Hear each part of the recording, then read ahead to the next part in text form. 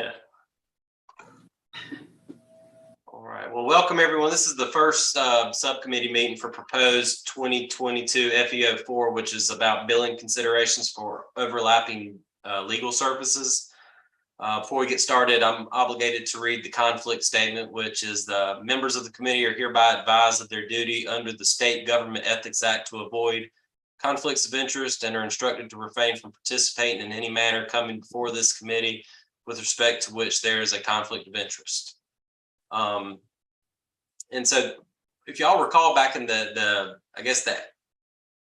April and the summer meeting, this topic came up a little bit, but this is actually the first subcommittee meeting. And what we decided to do back in the ethics committee, I believe back in April, was to publish the opinion for comment. We did get two or three comments. I think two of them are the same comment, but we did get those comments in. And I think this is an interesting topic that's got a lot of moving parts, and it could, I think it's going to be a good topic for us to focus on. And there's a lot of ways that, as Brian and I discussed earlier, we could start chasing rabbits down different holes and everything. But I'm going to turn it over to Brian now to give a little bit of history and a little bit of the background, a little bit of the research that he put together, which I thought was really good in the materials from the last meeting. All right, great. Thank you, Davis. Yeah, and this, like Davis said, this is kind of a unique opinion in that we published it first to get that comment before sending it to subcommittee. And I think in that regard, I was just going to start with the overview of the opinion. The opinion addresses this question of lawyers that are essentially doing work for two clients at the same time. The example given in the opinion is a lawyer that is traveling on an airplane for one client, is allowed to charge that client for the time spent traveling, and while on that airplane decides to do some work for a separate client. And the question being, well, can the lawyer effectively bill both clients the full hourly rate for his work? The answer, of course, being no, that a lawyer cannot. That essentially the efficiency created by the lawyer in doing work for one client while simultaneously doing work for another client is an efficiency that must be passed on to the client. This position, this perspective is one that has historically been given by ethics staff when folks have called in about this. I would, if I can be so bold, I would go so far as to say that I think most folks in the profession would understand that to be the answer as well. And you can see in the opinion, there's noted a number of other jurisdictions that have similarly opined on this issue and reached that conclusion. The first, at least from what I could tell, being something we had, it had some cases here and there. Like there's one from Oregon from the 80s that's noted there in the opinion, but the ethics opinion from the ABA in 1993, I think, was one of the first formal ethics opinions on this topic. But nevertheless, that the opinion reaches that conclusion, essentially saying that if you would charge, if a lawyer were to charge both clients for kind of their full amount for the time spent working simultaneously on their separate matters, then that would be dishonest. And so the opinion goes on to propose another scenario talking about court appearances. And again, it is on this notion that a lawyer can bill on an hourly basis. They go to court for a couple of different clients and essentially sit there at calendar call, deal with all clients at calendar call. Can lawyer bill each one of those clients the full hourly amount?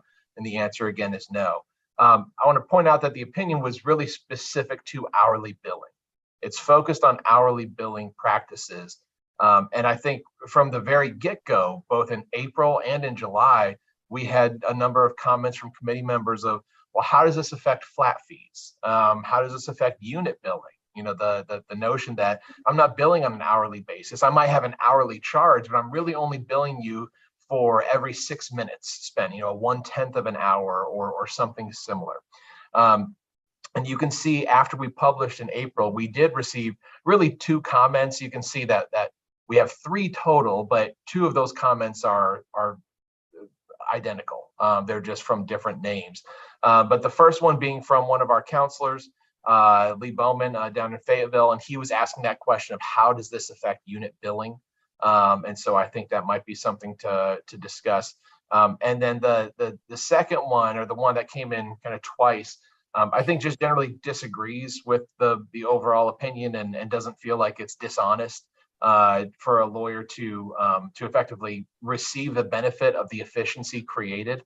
And to that point, I will just kind of say that I think the other opinions that are out there that are cited in this opinion that are also included in the materials generally look at, the efficiency created, this premise that the efficiency needs to be passed on to the client. It's kind of this question. It's a fair question. Doesn't that create a disincentive for the lawyer to not be more efficient? And the response generally is that the lawyer's efficiency created really allows the lawyer to take on that much more work and bill other clients if necessary, that there is still a benefit to the lawyer's efficiency. It's just not that, they can effectively bill a total of, say, 4 hours of work over 2 actual hours.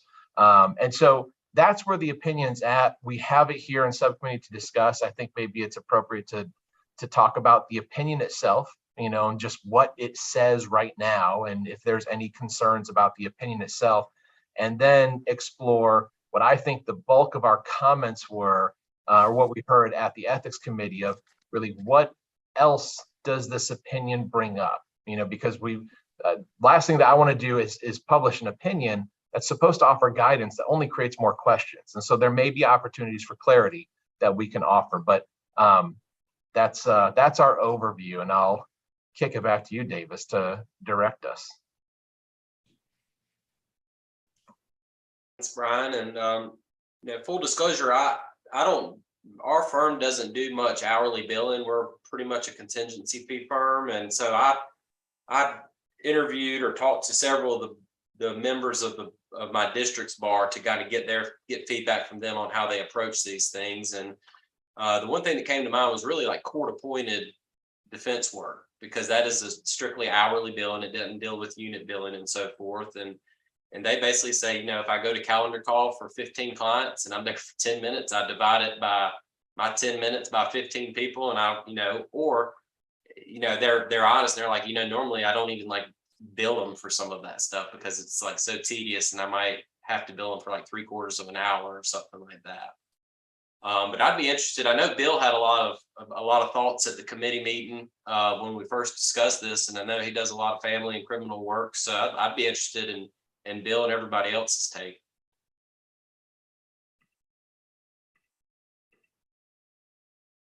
You want me to say something? I'm just curious, I know you had a lot of thoughts when we were at the committee meeting when it first came up. I thought it was cut and dry, and you had some thoughts. So. Well, it was based on one of the other opinions in one of the other states. And I think generally speaking, the idea of the efficiency and the traveling, I get that. And I think that's pretty well settled. The issues were the practicalities of calendar calls. Let's say you have Dave Anders and Sheila Zaytown, okay? And we call the calendar in alphabetical order. How do you break that up? Do you split it between the two clients the entire time, or do you, and the problem is it would encourage lawyers in scheduling conferences and calendar calls just to say, well, I'm only going to do one a day and then bill independently. Or the other question was, could lawyers charge a flat rate, a predetermined amount for each client, which I think would be deemed ethical. I don't have problems with it. I just didn't think it was quite as cut and dry in some instances. And I guess that's the rub, if you will, that there's almost never, there's always exceptions to the rule. It was less problematic when the state is the client, for lack of a term, appointed case, or the United States government. And where it gets more problematic is, say, if you're in a family law client and you're required to sit there for multiple clients. My suspicion is that most lawyers would just transition to a flat rate with a minimum of a 2-hour requirement for each calendar call, thus, I guess, largely eviscerating the entire concept of it. So, and the examples given where people were billing like 30 hours in a day, that I got where that was problematic. So I had said maybe we should have some clarification saying, like that question number 2 in the ethics opinion, where if it was some level of clarification said that if there was agreed upon a flat rate for each calendar call, that would not be considered excessive billing. I don't know if that's consistent with what Brian thinks, but Brian, I think that's what I said before, right? Yeah, no, and I think the flat fee thing is, I think that's a good example of an inquiry that perhaps could be helpful here. I think everybody, not everybody, but I've heard that from a number of folks that have read this opinion, just kind of anecdotally saying, well, what about flat fees? And my answer generally is, when you're talking about a flat fee, I do think you can enter into a flat fee agreement, as you're describing, a court appearance, flat fee. The only restriction there, of course, is that as long as it's not excessive. If it's not clearly excessive, so you can't. I'm going to charge you $1,000 for every time I step in the courtroom for you. That might not be necessary when you're only there for calendar call for 15 minutes. But but again, that is something, just generally speaking, you can. I think flat fees don't bring up the potential overlapping issue, and I think the hourly billing drudges up not just the possibility of overlapping services, but some sort of dishonesty that comes in there. With flat fees, you're only dealing with, it's very clear to the client, if I go to court for you, this is how much you charge, or this is how much I'm going to charge you. And also, I just have to make sure that this fee is not clearly excessive. I think we could add an inquiry that clarifies that, to the extent that anybody has a question that comes up as a result of this opinion. But maybe just kind of on that topic first, polling the rest of the subcommittee, do you all think that's a necessary inquiry and opinion to include? Do you think it'd be helpful? And as to the answer that I just gave, is that how you feel about the issue?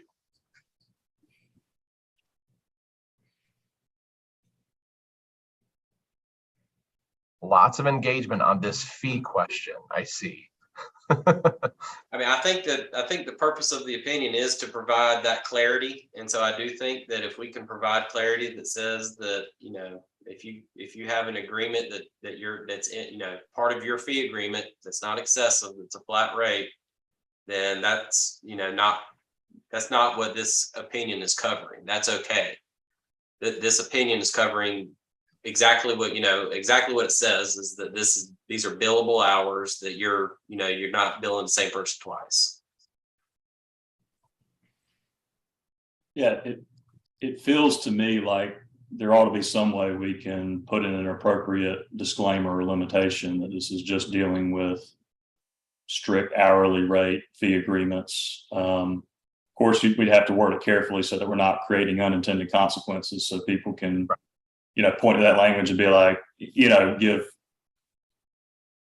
a way out for charging 2 hours for a 1 hour flight, whatever. But right. I do think it makes sense.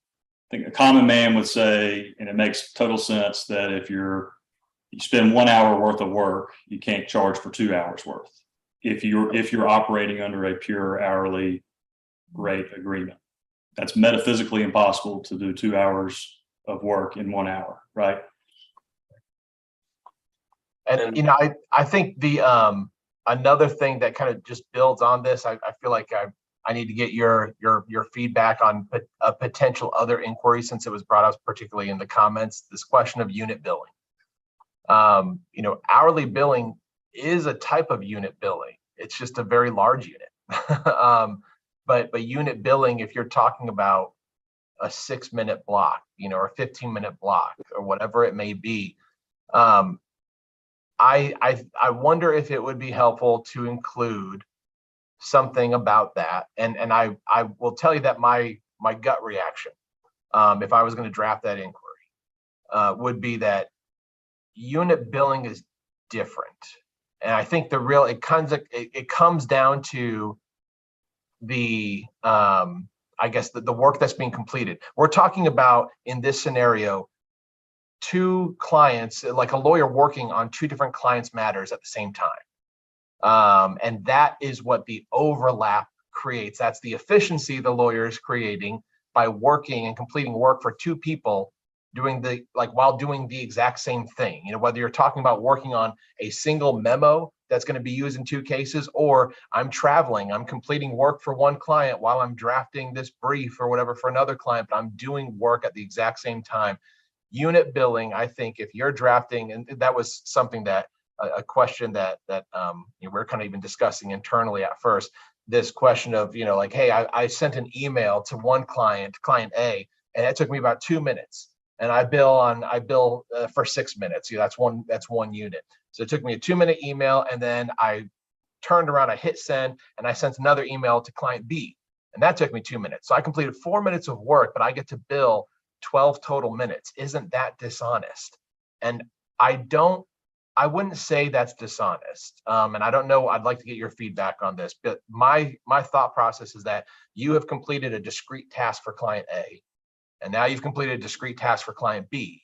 And so they are two separate things. They're not overlapping services. They're really kind of sequential services. But as long as that 6-minute block is not excessive, then I don't think you are violating the rules of professional conduct. That's my gut reaction, but I'd like to hear from you all. Yeah, so this is Jack. I agree. And that is, Lamar, where it can become metaphysically possible. I had a lot of clients when I did corporate defense work that were on 15-minute unit billing. Now, there was an unwritten rule at our firm that if you really did just do a 1 and 30-second email or text, you just don't bill for it. You just use common sense. I'm not going to bill for a 15-minute block for something that I just shoot out. And it was just kind of understood. And it was kind of within the attorney's discretion to know, it wasn't a matter of strict policy or protocol within the firm. It was part of the art of figuring out how to be a good and honest attorney. However, when you do cross the 5-minute, 6-minute threshold, you are going to bill for it. And so theoretically, you could absolutely come up with more than one solid hour within an hour.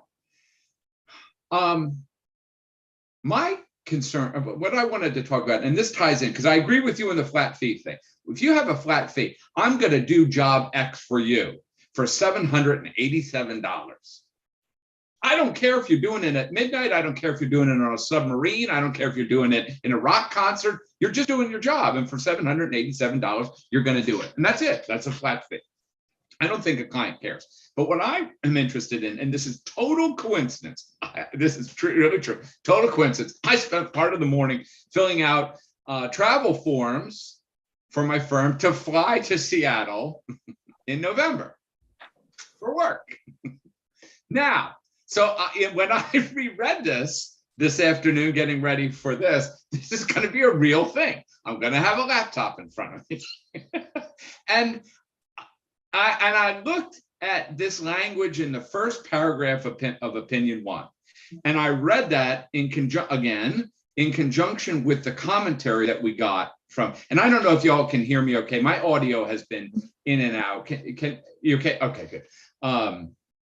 And one of the things that the fellow wrote there was just looking at this language, clearly excessive, wasteful, misleading, dishonest, nefarious. Now, if I'm sitting on that plane, even though I'm getting, and by the way, travel fees, I don't know what y'all's experience is, but travel fees are often reduced, right? So I'm billing company X, just make up a figure. Let's just say $450 an hour for company X. And I'm sorry, the lawn folks are here. But when I travel, it's always reduced. There's just an understanding, dude, you're going to be in the car, you're going to be listening to NPR anyway. So, we're not paying you $450 to do that. And everyone's like, okay, fine. So if I'm on that plane, so the hypothetical now, plugging this back in and thinking about this language here that we're using as the premise to make this decision, clearly excessive, exploitive, wasteful, whatever.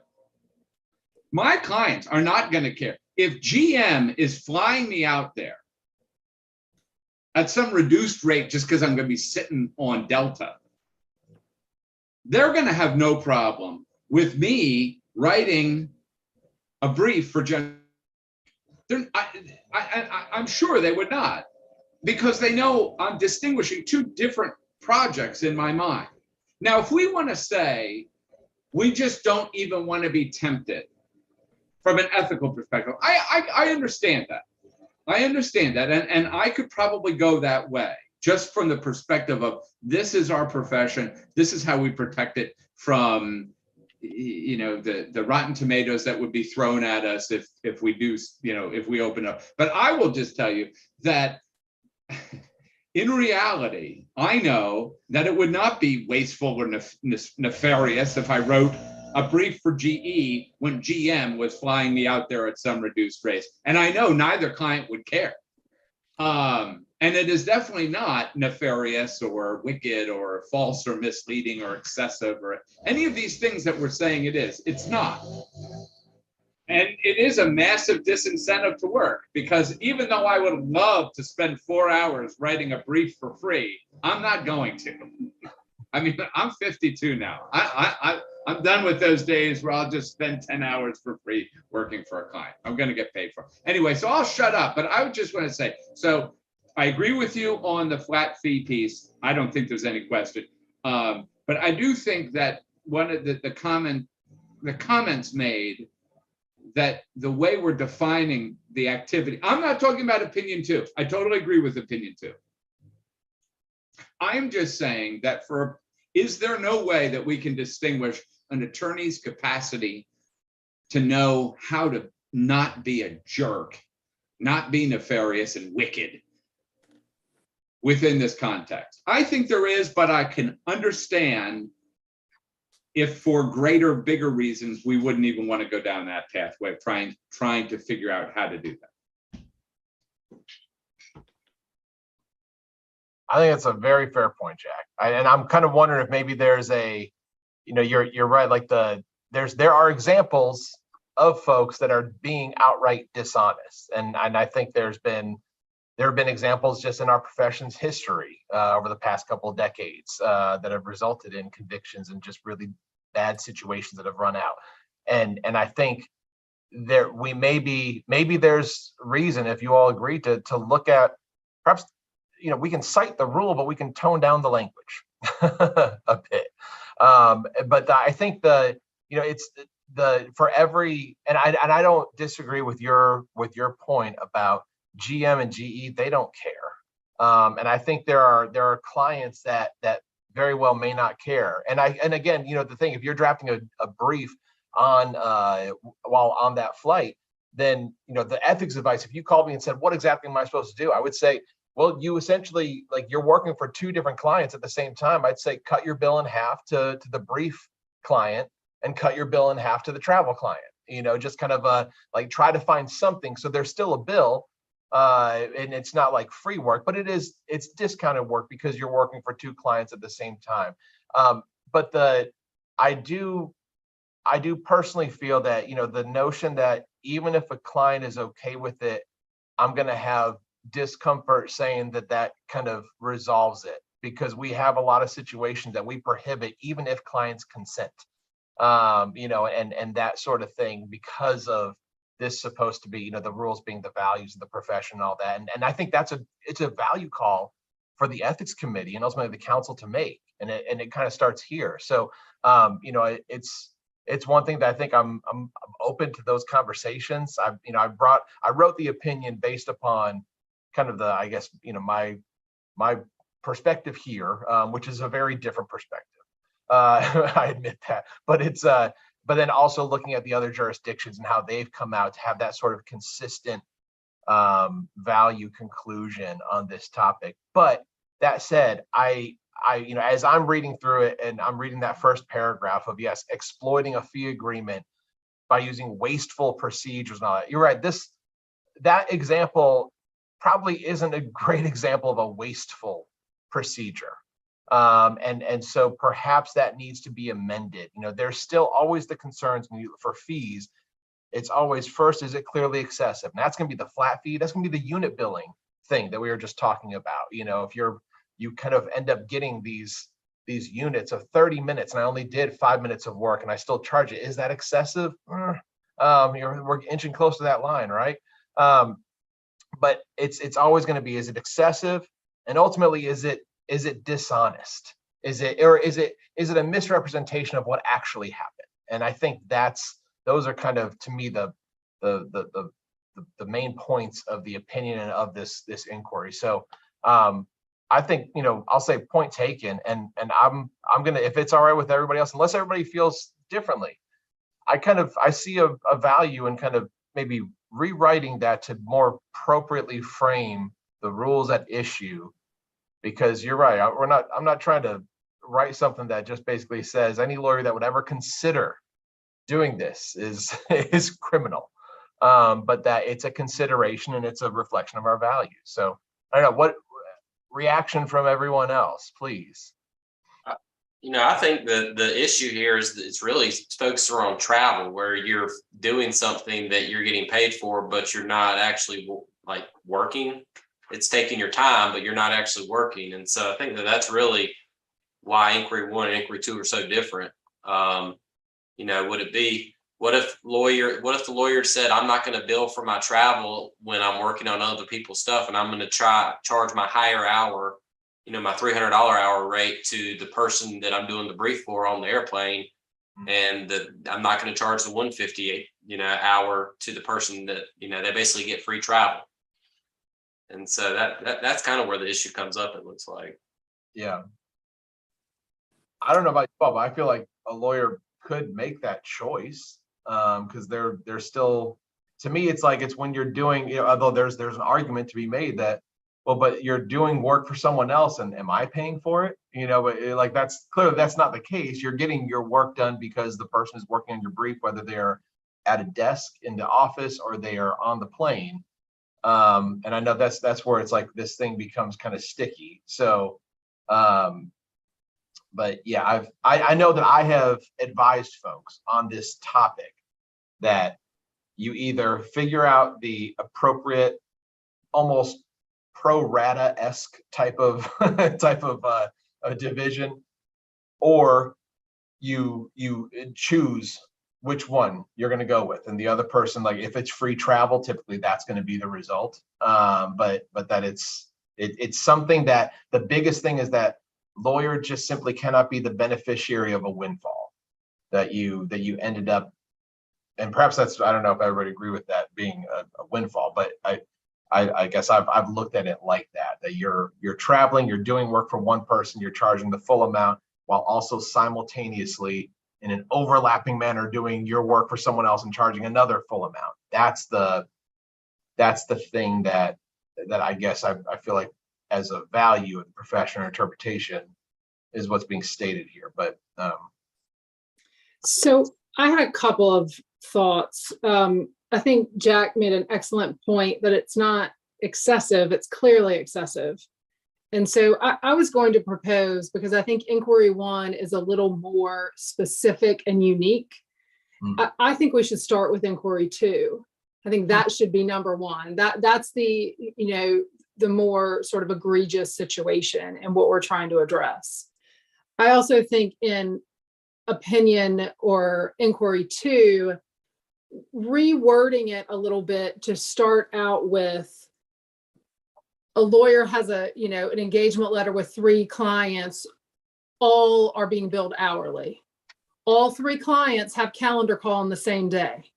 Like, I think setting the stage that they have these contracts, it's billing, then this happens, may help, because people just I don't fault them, but they don't read the top where we say it's just about hourly billing. So I think if you restate that, it could be a little more clear, and then make 1 number 2.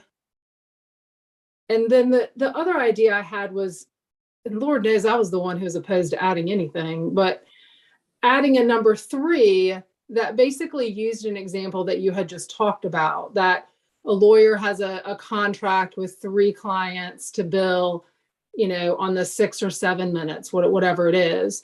The lawyer sends an email for 2 minutes. The lawyer sends another email for 4. Setting up that situation to say, hey, that's not clearly excessive, right? I mean, I think we want to draw a little bit of distinction. I mean, the bottom line is you can't regulate good sense. And people have a lot of discretion in how they're going to do it. And I wonder from a grievance standpoint, how people even figure this out. Because I never saw a situation where we analyzed a lawyer's full day of billing, right? All we did is look at the billing for one person. So you really don't even have that context of what they may be doing, if somebody's getting sort of, a windfall. So it's clearly excessive to that client. So that was my only idea, was creating this third inquiry that talked about, here's a situation where you are getting, you're working more, or you're getting paid for more than maybe you're actually working, but that's not clearly excessive. And a lawyer has discretion. They may decide to bill the 2-minute client nothing or non-billable. Right. And I don't know what to do with this, but making it clear somewhere that we're not dealing with flat fees. And I don't know that we should wade into that, because you start into this idea of regulating discretion.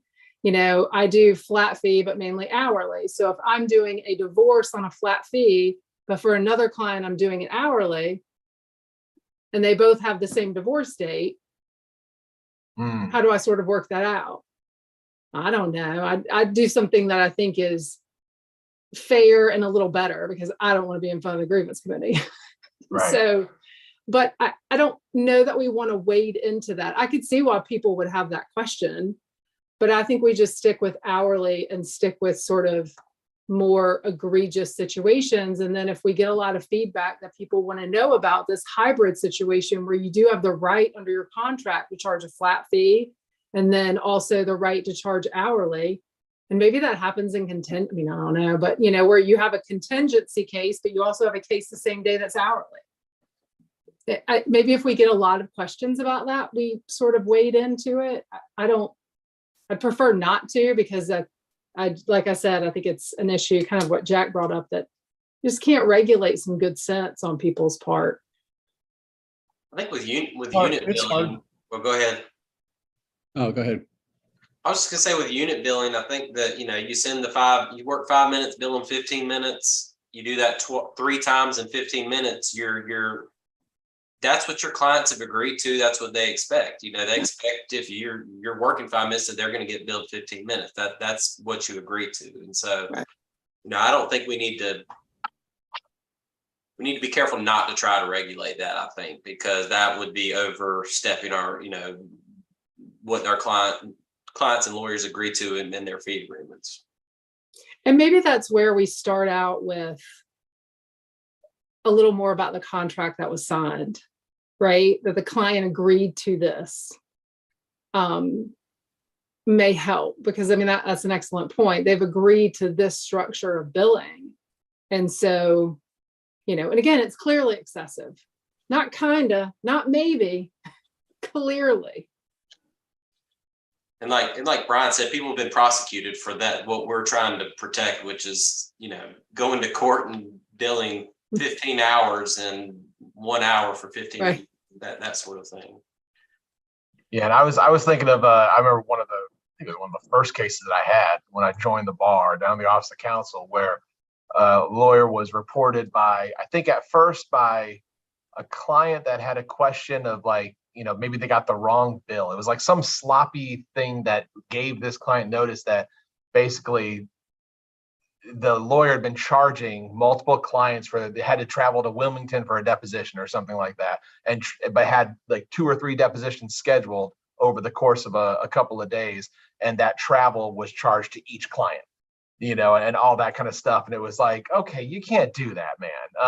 And I don't think the person lost their law license or anything like that, but it was one of those that it was a defiant response. I do remember that because it was one of those like fiery, oh wow, no, you're not backing down on this. But nevertheless, that's it. I don't think they come up, to Catherine's point, it's not like if they're going to get discovered, it's usually through the firm. It's not something that a client learns about because they need to see it. And I think this is where there's this fine line in my head of, well, the client agreed to it, but is it still okay? And I think that's the part where we get into the clearly excessive, that to define that, yes, you can have this arrangement with the client. The client understands they will be billed in 15-minute increments, or, for whatever it is, 1 to 15-minute increments, whatever you want to call it.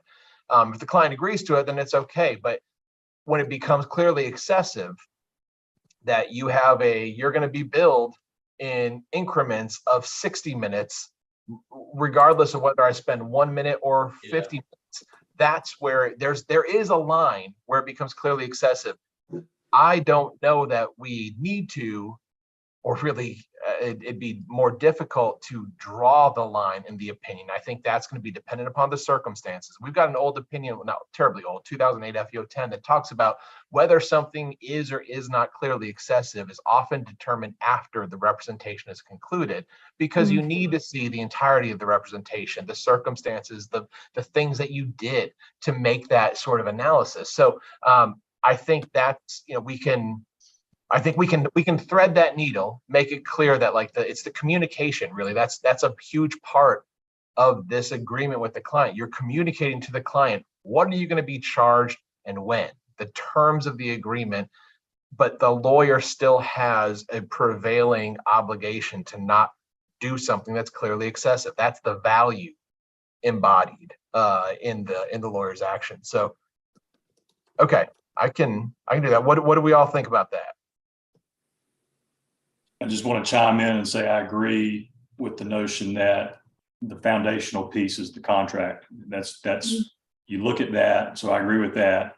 Contract allows you to charge for unit billing as long as, then you go to a separate opinion on what is your fee that you charge or whatever clearly excessive, but that's a separate issue than what we're dealing with today. But if your contract says you can do this, then that's the first step. Question for you, or Brian, or I guess for anybody, and I don't know the answer to this. I've always kind of wondered, and I think the answer to this might help us think through this, or at least it might help me. How is value billing okay if it's built into your fee agreement? And what I mean by that is a fee agreement that says that the actual time spent and charged to the client may be increased or the fee charged for services rendered may be increased or decreased from actual time spent based upon the product. The outcome. Yeah, maybe not outcome, because that gets more into contingency, but just, do you know what I mean? Because I've seen that out there. I've always wondered, is that okay or not? Seems like it would hard to be a vague contract, I guess. You're like, if you do a good job on a project, you're like, I want to be paid a little bit more, or is it more of like, no, it's more along the lines of, say, for example, I'm drafting a complaint, and the fee agreement is worded such a way so that, it may only take me 15 minutes to draft it because I've got a template, but I may increase the amount that I charge to an hour because that's the value of the product that I've developed, the complaint, the end product. So it's not whole case perspective. It's task by task, may be increased or decreased based upon the actual value of the product provided, the research done, the drafting done, whatever. What do you think, Brian? Good or not good? Yeah, I mean, I think we have an opinion that from a while back that says you can't charge a subsequent client for the work that you completed with a prior client in that sense. And so, it took me 2 hours to draft for client A. Client B needs basically the same thing. I'm going to charge them 2 hours because it took me 2 hours to do it. That would be considered dishonest. And so that's where I see what you're saying, that it's this question. It's kind of like an either or. It feels like either you've come to me because I have experience and I'm going to be able to do this quicker than others and more effectively because of my experience. So do I charge you the same amount, the same hourly amount that I charge, somebody else is coming to me with a fresh thing, but I just get to do 15 minutes of work and charge you an hour? Or do I charge you a higher rate that means that I still only charge you 15 minutes because that's all it took? That's the honest charge, but my rate has gone up because of my experience. I tend to think the more honest and, I guess, appropriate thing would be the latter as opposed to the former. I've not encountered the value billing idea as much lately. That's a curious one. It's out there. I can tell you, it's out there. Yeah. No, that's true. I wonder why nobody's calling the bar about it. I do not do that work. I do litigation, but transaction. But I have heard attorneys talk about, the first time they're drafted, whatever. I'm just making this up for the sake of as a hypothetical. But they're drafting for the first time, an LLC agreement or a corporation.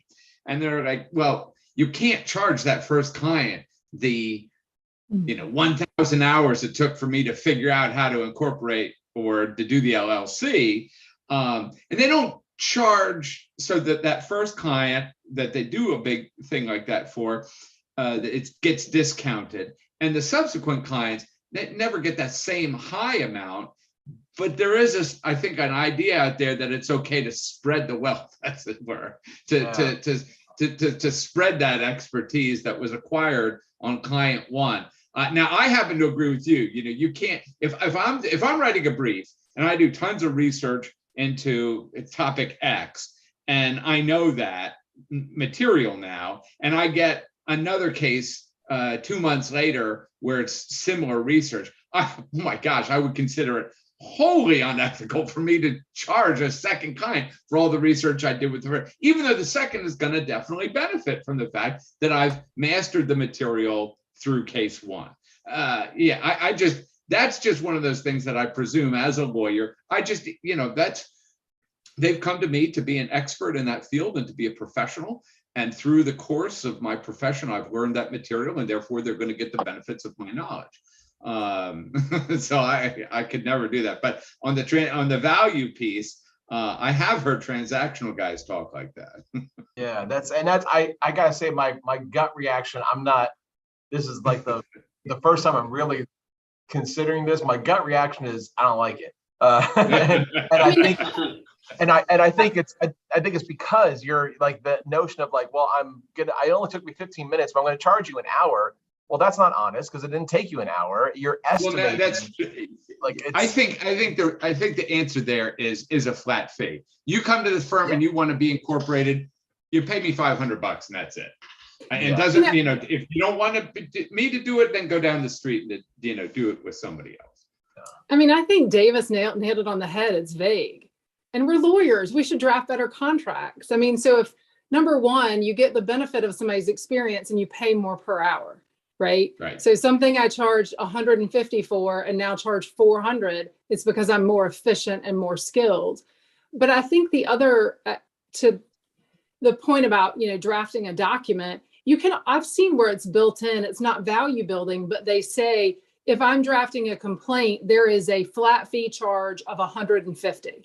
If I'm drafting and so they have these things that are built in. And again, to Davis's point, instead of saying value, which is vague, and leaving it to discretion, if lawyers would just write a contract that is clear, then they have coverage, right? Because the client's signing it. And I think they can get reimbursed for efficiency or skills in ways, but they have to put it in the contract and not say things like value, which scared me because I thought, wow, in family law, I'm going to have to devalue everything that happens if it's based on how they feel it went, right? But that's why you get your bills out regularly and on time, right? Right. That's right. The retainer is paid up before that trial starts. Yep. All right. I'm sorry. Can I ask one other question? And then I'll hush. So then hypothetically, back to Jack's example, where he's got GE, E, and GM. And by the way, Jack, if you don't want to write a brief for GE or GM, you can send them my way. I'm happy to. Flying fancy first class or whatever, I'll do it. But anyway, so what if in the contract we've got with GE or GM, we say, I'm going to charge some lesser rate, $150 an hour, which is half my normal hourly rate, just for the time spent traveling for your case or whatever. And oh, by the way, just so you know, I might also be working some of that time on another case for another client and billing a separate client, you know, my normal hourly rate for that. Well, that's still double billing to a certain extent, or maybe 1.5 billing, but you've disclosed it to your client. It's a matter of contract. Everybody knows what's going on. Okay or not okay? Yeah, I was going to suggest the same thing. What if you literally said in your fee agreement that this is my rate for travel, but you agree that I can perform work for other people while I'm traveling? You know, that's just something I was going to throw out there to. I think, to me, I think this is a value of the profession question that the council would have to answer, because it's you have the client consent, right? You know, but like just kind of by way of like the, you know, an example of client consent that we still say is not okay. Clients can consent to having sex with their lawyers. We still say you can't. That's right.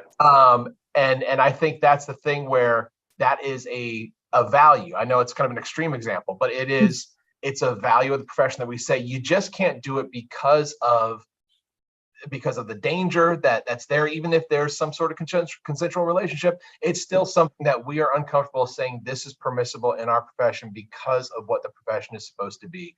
And I think, to me, that scenario is a question of a value of the profession, not value billing, but the value of the profession. Is that something that we as lawyers look at and say, even though the client says it's okay, you can bill me my full amount, and while you're working for me, you can work for someone else and you can bill them their full amount. Everybody is on the same page.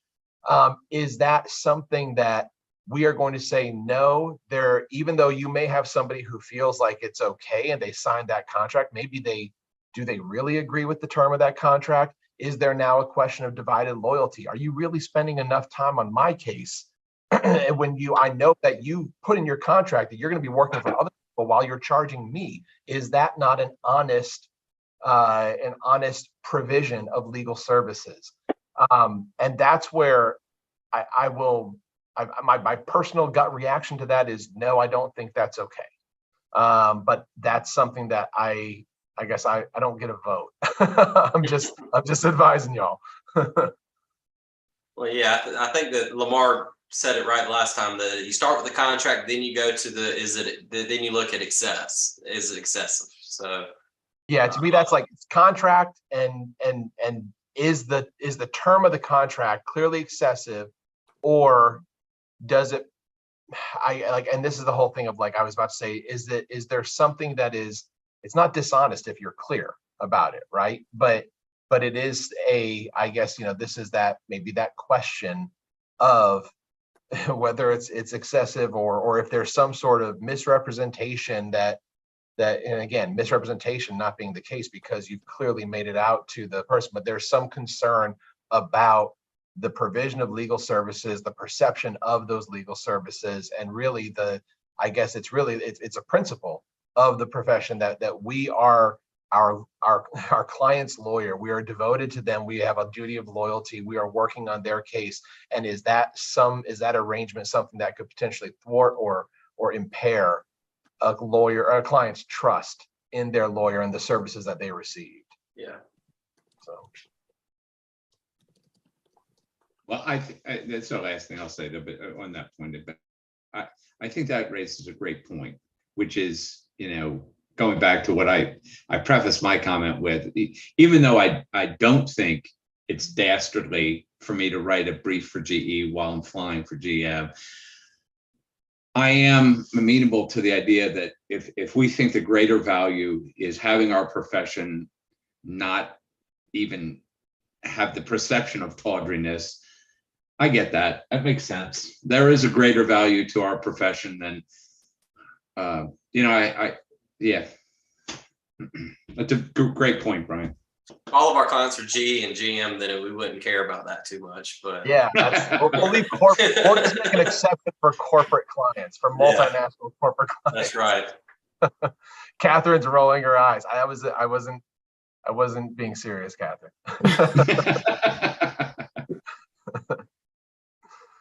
Okay, well, I know we're about to hit 1 hour, and so being respectful of everyone's time, let me see if I can summarize where I think we're at. I'm going to take a look at this opinion. I'm going to reorganize it as Catherine suggested.